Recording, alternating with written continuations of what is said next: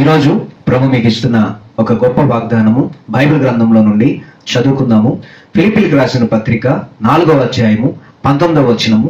కాగా దేవుడు తన ఐశ్వర్యం చొప్పున క్రీస్తు యేసునందు మహిమలో మీ ప్రతి అవసరమును తీర్చును.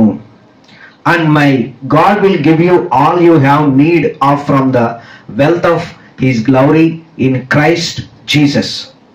దేవుడు తన ఐశ్వర్యం చొప్పున క్రీస్తు యేసునందు మహిమలో మీ ప్రతి అవసరమును తీర్చును.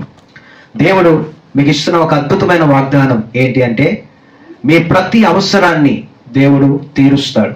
మీకు ఏదైతే అవసరం ఉందో, మీకు ఏం కావాలో, మీ పరలోకపు తండ్రికి మీకు ఏమి కావాలో తెలియను కనుక వాటన్నిటిని కూడా ప్రభు మీకు అనుగ్రహిస్తాడు.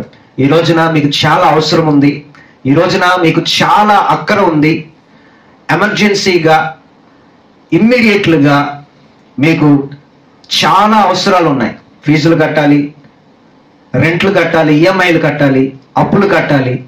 అలాగనే హాస్పిటల్కి సంబంధించి ఎక్స్పెన్సివ్గా డబ్బు అవసరమైనది. Very need. మీకు ధనము అనేది చాలా అర్జెంట్గా కావాలి. దేవుని యొక్క వాక్యం తెలియపరుస్తుంది ఏంటో తెలుసా?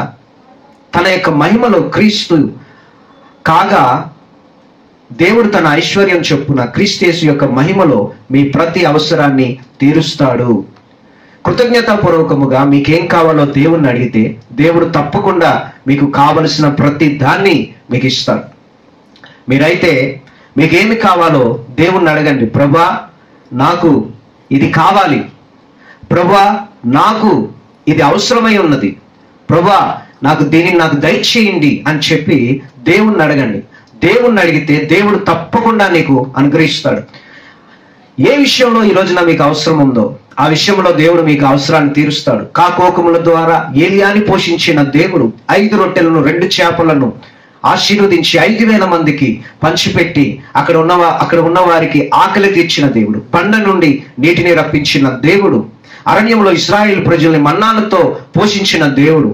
వారి యొక్క భారాలను భరించిన దేవుడు, వారి అవసరాలను తీర్చిన దేవుడు. ఆ దేవుడే నేటికి సజీవుడుగా ఉన్నాడు.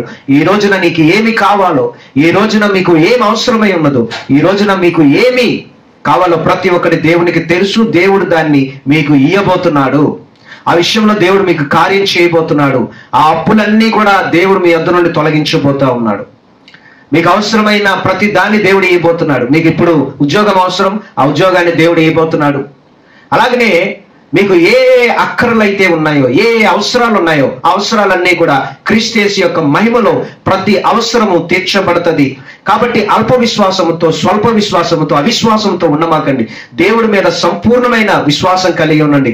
దేవుడే చూసుకుంటాడు, దేవుడే నాకు ఇస్తాడు, దేవుడు నాకు సహాయం చేస్తాడు అని చెప్పి ఎదురు చూడండి. ఎవరి దగ్గర కూడా అప్పు మాత్రం చేయమాకండి.